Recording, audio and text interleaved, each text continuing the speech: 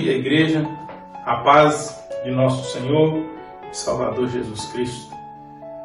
Nossa EBD, hoje, 13ª lição. Semana passada vimos as forças de oposição à salvação. E hoje nós veremos vencendo as forças de oposição à salvação. Só recapitulando rapidamente aí na revista com você, na semana passada nós vimos que existem, segundo o autor, 3 fontes principais de forças de oposição à nossa salvação. Fonte 1, o diabo, que também é chamado na Bíblia de adversário. Fonte 2, que é a segunda, é nossa própria natureza carnal, e assim não podemos colocar toda a culpa no diabo de tudo. E a terceira são os antivalores do mundo, aquilo que concorre contra os valores bíblicos. Aí muitas conclusões, em uma delas, que é o tópico aplicação à sua vida, o autor diz assim: a tentação é algo externo ao ser humano que, aliado às nossas fraquezas, encontra a oportunidade para nos induzir ao erro. E aí ele afirma: há 3 forças que se opõem à vontade de Deus para a nossa vida. Identificá-las é a primeira opção. Então, identificadas as fontes, agora nós precisamos de aprender a vencer essas fontes, essas forças de oposição à nossa salvação. A lição de hoje, o autor é muito claro: se nós já fomos salvos, então é a salvação presente, como nós já aprendemos também, que a salvação do passado é a justificação, a salvação no presente é a nossa santificação, a salvação no futuro, a glorificação. Então, é essa salvação presente que está sendo ameaçada e que o autor vai nos trazer algumas aplicações. Primeiro tópico que ele nos aponta: a vitória pelo conhecimento das forças adversárias. Para tanto, vamos ler 1 Pedro, capítulo 5, versículos de 6 a 8. Humilhai-vos, pois, debaixo da potente mão de Deus, para que a seu tempo vos exalte, lançando sobre ele toda a vossa ansiedade, porque ele tem cuidado de vós. Sede sóbrios, vigiai, porque o diabo, vosso adversário, anda em derredor, bramando como leão, buscando a quem possa tragar. Esse texto nos ensina muitas coisas, mas 2 coisas são primordiais. A primeira, quando o texto diz humilhai-vos, significa reconheçamos com simplicidade quem é Deus, a potente mão de Deus. Depois ele nos faz uma chamada sobre a questão de estarmos em questão de sermos sóbrios, não estarmos embriagados pelas coisas do mundo, pelas artimanhas do inimigo, porque ele diz: o vosso adversário anda em derredor, bramando como leão. Então ele não é um leão. O leão é Jesus, a tribo de Judá, o leão da tribo de Judá. Mas Satanás tem a arte de bramar como um leão, rugir com coisas que nos assustam, fazer algo que nos faz pensar que é uma coisa. Então ele tem a capacidade do disfarce, do engano, da trapaça. E aí a gente precisa entender bem isso. Tiago diz no capítulo 4, no verso 7, sujeitai-vos, pois, a Deus, resisti ao diabo, e ele fugirá de vós. Essa palavra resistir ao diabo, para muitos é lutar, ir até a última gota, lembra combate, tem que ser resiliente, você tem que lutar muito. Não tem nada disso. A palavra no original que está escrita aqui no grego é antistemi. Antistemi não tem nada a ver de luta, de resistência. Antistemi significa posicionar-se contra, ser da oposição. É o seguinte: isso aqui é de Deus? Não, então eu estou contra. Mas por que você é contra? Porque não é de Deus. Se é do diabo, eu estou contra. não faz parceria, não tem acordo, não tem ajeito, não tem permissividade. Esse é o grande problema. Então nós precisamos ter muito cuidado. Eu quero colocar uma nota minha pessoal aqui, em um texto bíblico que nos dá bastante discernimento para o que eu vou falar. 1 João, capítulo 4, a partir do verso 1. Amados, é para a igreja. Não creais a todo espírito, mas provai se os espíritos são de Deus. Agora olha aqui a recomendação. Porque já muitos falsos profetas se têm levantado no mundo. Nisso conhecereis o Espírito de Deus. Todo espírito que confessa que Jesus Cristo veio em carne é de Deus. E todo espírito que não confessa que Jesus Cristo veio em carne não é de Deus. Mas este é o espírito do anticristo, do qual ouvistes que há de vir, e eis que já agora está no mundo. Então nós precisamos ter muito cuidado. Tem pessoas que não podem ver um movimento, não podem ver um rumor, um rugido diferente. É isso que a Bíblia está dizendo. Ele ruge como um leão. Ele tem a habilidade de se disfarçar. E o texto é claro. Falsos profetas estão se levantando. As pessoas estão indo atrás de cada coisa. Não, querido, nós precisamos provar os espíritos. Nós precisamos examinar se aquilo é de Deus. E como é que eu sei que uma coisa é de Deus? Sempre está na Bíblia. Porque se a Bíblia não diz nada de aprovação para aquilo, está errado. E eu tenho que me colocar na oposição. Querido, isso é muito sério e não é novo. Deixa eu ler um texto para você de Atos, capítulo 16, de 16 a 18.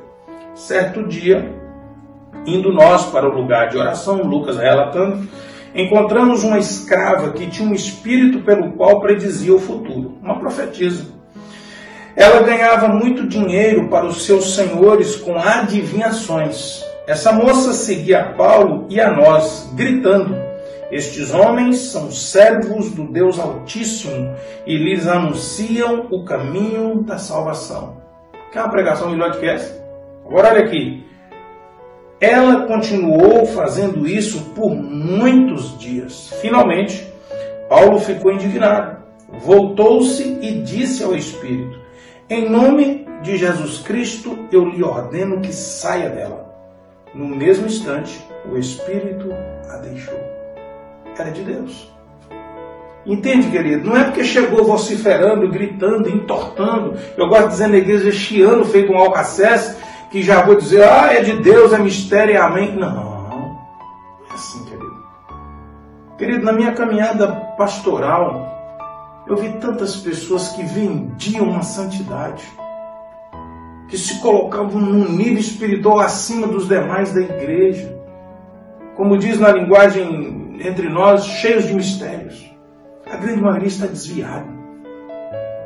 Então, querido, nós precisamos ter muito cuidado. A Bíblia em Atos capítulo 3 é clara. Você dá o que você tem. Cuidado com quem ora com você. Cuidado com quem põe a mão sobre você. Cuidado com quem diz que está te abençoando. Querido, muito cuidado, porque se você for participante, você entra em comunhão com eles. Então nós precisamos ter muito cuidado, porque esse é um assunto muito sério. Quisera eu ter tempo para poder trabalhar isso com você, mas já fica esse alerta para esse tópico aqui, porque nós precisamos prosseguir aqui agora na lição.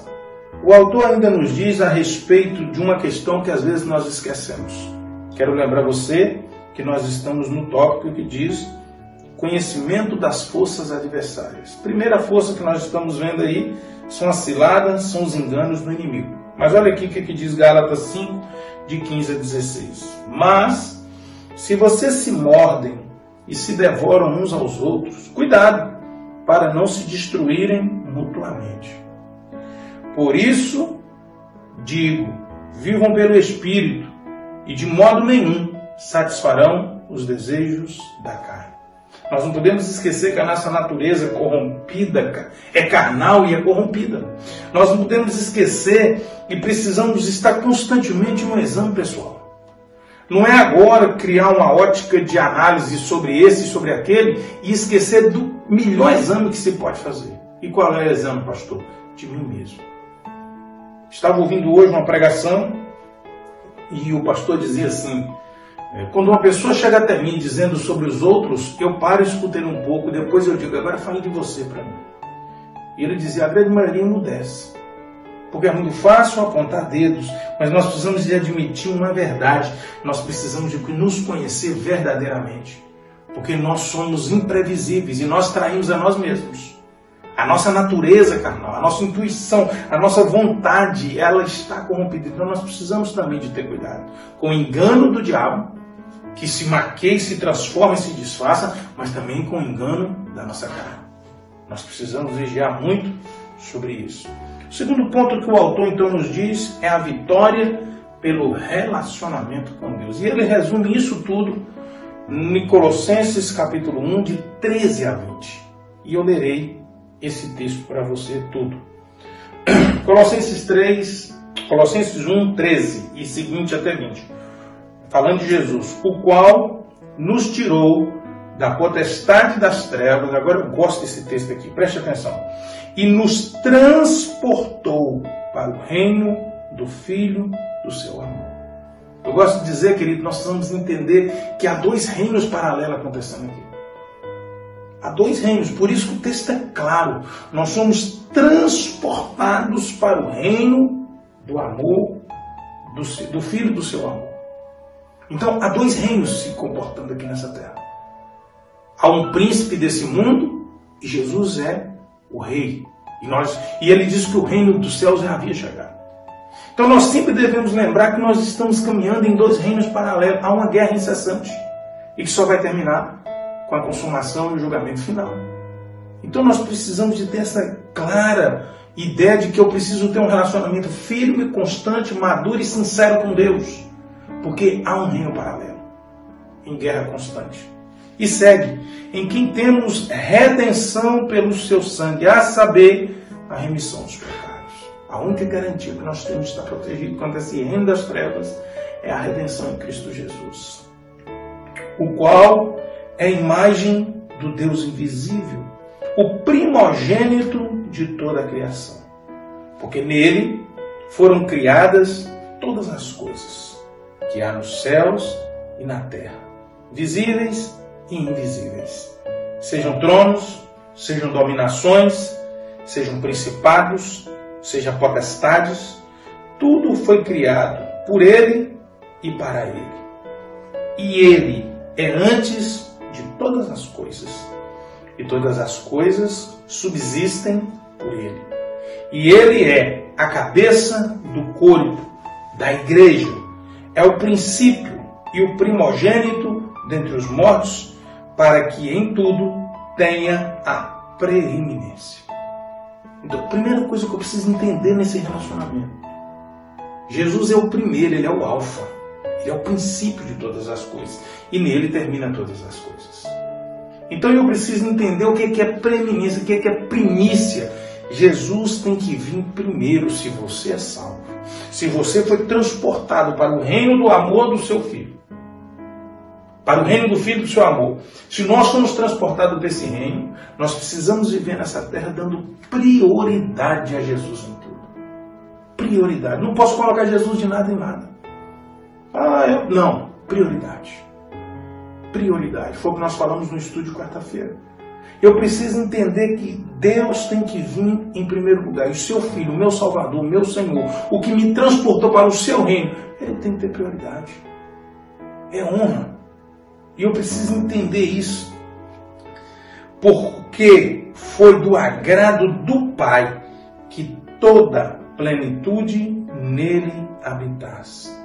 E havendo por ele feito a paz pelo sangue da sua cruz, por meio dele reconciliasse consigo mesmo todas as coisas, tanto as que estão na terra como as que estão nos céus.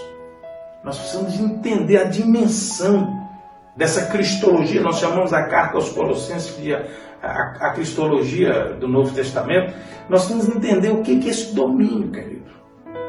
Essa questão de santificação, essa questão de salvação presente, ela está centrada, ela está reunida, ela está resumida na glória, na primícia, no primeiro lugar.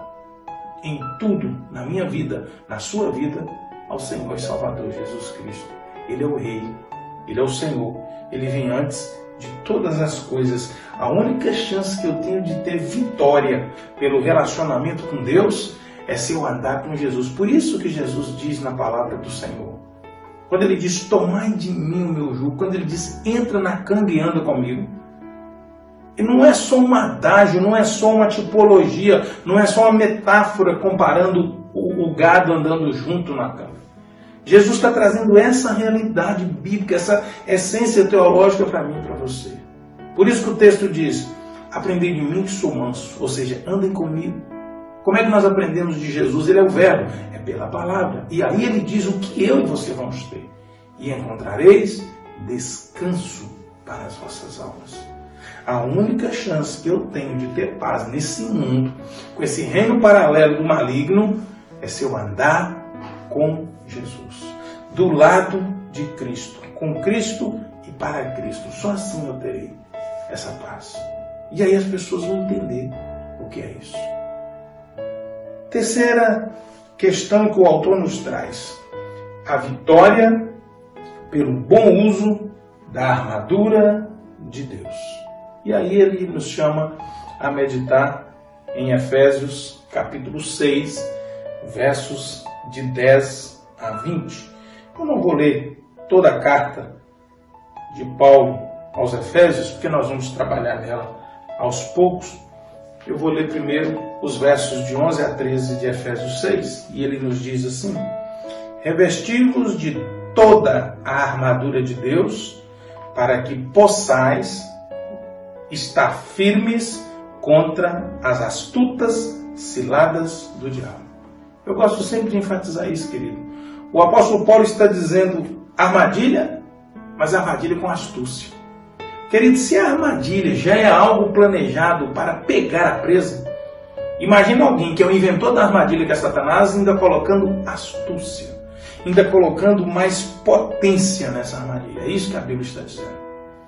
Porque não temos que lutar contra a carne e o sangue, mas sim contra os principados, contra as potestades, contra os príncipes das trevas deste século, contra as hostes espirituais da maldade nos lugares celestiais. Então, essa horda toda maligna, dos muitos lugares que eles agem, a Bíblia diz sobre lugares celestiais.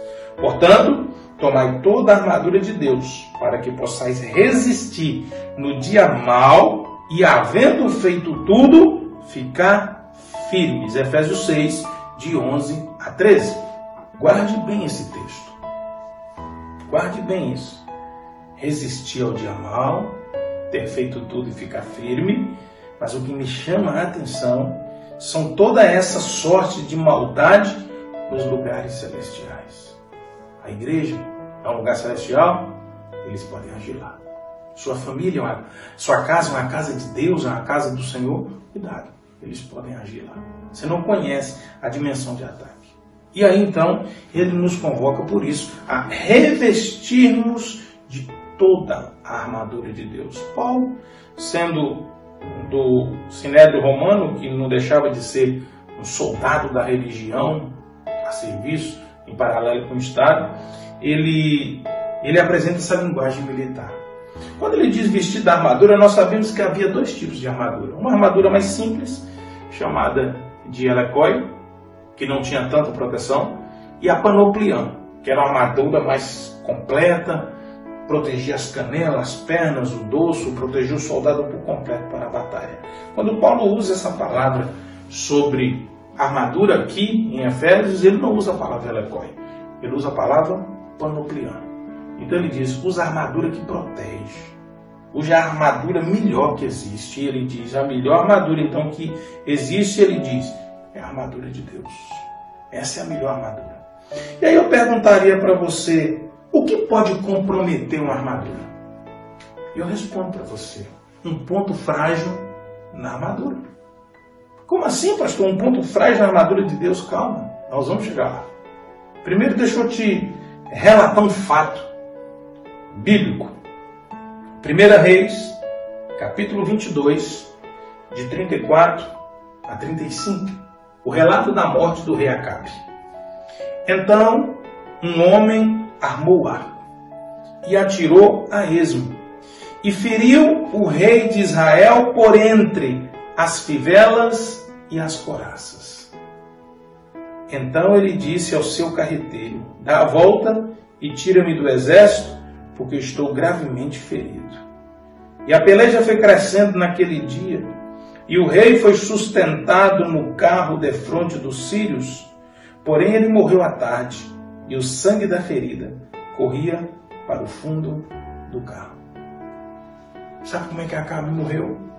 Por uma flecha que o atingiu num ponto frágil, num ponto vulnerável da armadura.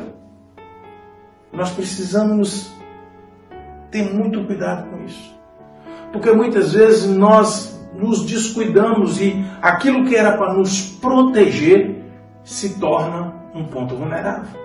Na batalha de Davi contra Golias, os historiadores defendem que Golias, por ver Davi muito menor do que ele, e tomado numa fúria por achar que era um insulto aquele menino, aquele jovenzinho, o enfrentar com uma pedra na funda, como se apedreja um cachorro, ele, um soldado de guerra, um gigante. Ele então, para ver realmente Davi, e com aquele desejo de fera de destruí-lo, ele abriu o elmo do capacete, que era aquela tela que protegia os olhos, aquele visor, né? Aquela viseira rajadinha. Ele abriu aquilo para enxergar melhor Davi. E foi ali que Davi cravou a pedra na testa dele e o abateu, a ponto dele cair em chão e depois cortar a cabeça. Vulnerabilidade da armadura. Deixa eu te falar o que é isso no mundo espiritual. 1 Coríntios capítulo 10, de 18 a 21. Vede a Israel segundo a carne. Os que comem os sacrifícios não são porventura participantes do altar? Aquilo que nós comemos da igreja não nos liga ao Senhor? Agora olha o que ele diz aqui. Mas o que digo? Que o ídolo é alguma coisa? O que é sacrificado ao ídolo é alguma coisa? Antes digo que as coisas que os gentios sacrificam, as sacrificam aos demônios e não a Deus. E não quero, aqui não diz não devo, não quero que sejais participantes com os demônios. Não podeis, aqui não diz talvez, não podeis beber o cálice do Senhor e o cálice dos demônios. Não podeis ser participantes da mesa do Senhor e da mesa dos demônios. Sabe o que é isso, querido? Crente que frequenta festas religiosas de consagrações aí, de santos, dessas coisas. Olha o que a Bíblia diz. Não, pastor, não é bem assim. Aqui está dizendo que é isso. Eu gosto sempre de dizer, minha família foi muito dada à magia, graças a Deus, hoje todos libertos pelo sangue de Jesus. Eu pergunto, a pessoa que tem coragem de comer isso aqui, então pode comer uma comida de encruzilhada, é a mesma coisa. Ah, não, mas aí não pode. Aqui diz que é a mesma coisa. Quisera eu ter tempo para trabalhar isso com você. É só para você entender o que é fragilidade na armadura. Vulnerabilidade que você dá para o inimigo. E o autor da revista, então, começa a nos dizer, nos versos de 13 a 20, a questão metafórica que o apóstolo vai trabalhando em cada ponto da armadura. Primeiro, versículo 14, cingir-nos com a verdade. Vestir da verdade não é apenas estar envolvido, não é apenas não mentir. Aqui diz, é viver dentro da verdade. Quando ele diz vestir a verdade, é estar dentro da verdade. Não é só não contar mentira. É estar envolvido pela verdade. Isso é muito sério. Porque quando as pessoas não estão envolvidas pela verdade, fragilizou sua armadura. Há um ponto de ataque. Há uma aliança. Ao invés de oposição, há um contrato. E qual é? Com a mentira. E quem é o pai da mentira? Satanás, o diabo. Olha aí a vulnerabilidade da armadura. Vestir a couraça da justiça. Já foi dito no estudo 8 lá, que é a questão de sermos justificados. Termos nossos pecados lavados e perdoados em Jesus. Vestir a couraça da justiça é aceitar a justificação no sangue de Jesus. É aceitar o sacrifício. E aceitar o sacrifício é obedecer o pré-requisito que ele reúne. Terceira coisa, no verso 15, que ele diz: calçar os pés com a preparação do Evangelho. Querido, por onde você caminhar, você tem que preparar o terreno para a palavra de Deus chegar. Aí você chega aprontando, você chega contando palavras, piadas obscenas, você chega falando mal de todo mundo, você chega contando fofoca, você chega falando mal da vida dos outros, depois você quer ser crente e quer dar testemunho lá. E quer que as pessoas se arrependam. Você aprontou 4 anos na faculdade, aí no último ano você quer que todos se convertam no culto de formatura. Quando foi que você preparou o terreno para o Evangelho? Entendeu? Isso é muito sério. Embraçar o escudo da fé. Verso 16. Olha o que a Bíblia diz lá em Efésios 6,16 sobre esse escudo. Com o qual podeis apagar todos os dardos inflamados do maligno. Se uma flecha já é perigosa, imagina uma flecha incendiária. Se você não tiver fé suficiente para resistir, isso vai botar fogo na sua vida. E isso é muito sério. Tomar o capacete da salvação. Romanos 12:2. E não sedes conformados com este mundo, mas sedes transformados pela renovação do vosso entendimento, para que experimenteis qual seja a boa, agradável e perfeita vontade de Deus. Renovação do nosso entendimento. O que significa isso, pastor? Não tire seu pensamento do céu. Pense o tempo inteiro em encontrar com Jesus, pense o tempo inteiro em partir dessa vida, pense o tempo inteiro em estar com o Senhor. Último ponto da armadura. Versículo 17. Tomar a espada do Espírito, que é a palavra da verdade. Não há texto melhor para resumir isso. 2 Timóteo 2, 15 e 16. Procure apresentar-se a Deus aprovado, como obreiro que não tem do que se envergonhar, que maneja corretamente a palavra da verdade. Evite as conversas inúteis e profanas, pois os que se dão a isso prosseguem cada vez mais para a impiedade. Eu sei que uma versão diz, maneja bem a palavra da verdade, mas o texto original é maneja corretamente. É usar a Bíblia com o propósito que ela foi escrita. Não é usar a Bíblia com desculpa e nem fora de contexto para justificar seus pecados, nem atacar ninguém. É isso que está dizendo aqui. E por fim, Efésios 6, de 18 a 19. Olha que coisa importante. Orando em todo o tempo, com toda a oração e súplica no Espírito, e vigiando, nisso com toda a perseverança e súplica por todos os santos e por mim, para que me seja dada, no abrir da minha boca, a palavra com confiança para fazer notório o mistério do Evangelho. Querido, sabe o que essa palavra está dizendo? Quantas vezes você já foi para a igreja orando para que Deus usasse o pregador para falar com você? Quantas vezes você já orou pelo seu pastor, pelo seu líder de célula, pelo seu orientador, pelo seu discipulador? Quantas vezes você orou por isso? Entendeu, querido? Por que muitas vezes a armadura não está funcionando? É porque eu resolvi tirar uma peça. Eu resolvi abrir mão de alguma coisa. E aí depois eu quero culpar a Deus. Eu tiro o capacete para beber água, eu levanto o elmo como fez Golias, e depois eu estou reclamando dos tombos? Pense nisso, querido. Pense nisso. Curva a sua cabeça, eu quero orar com você agora. Deus abençoe esse homem. Abençoe essa mulher que ouviu a palavra do Senhor nessa manhã. Que a palavra do Senhor penetre até a divisão da alma e o alimente nessa manhã, em nome de Jesus. Amém? Que Deus abençoe. Até logo mais à noite no nosso culto, em nome de Jesus.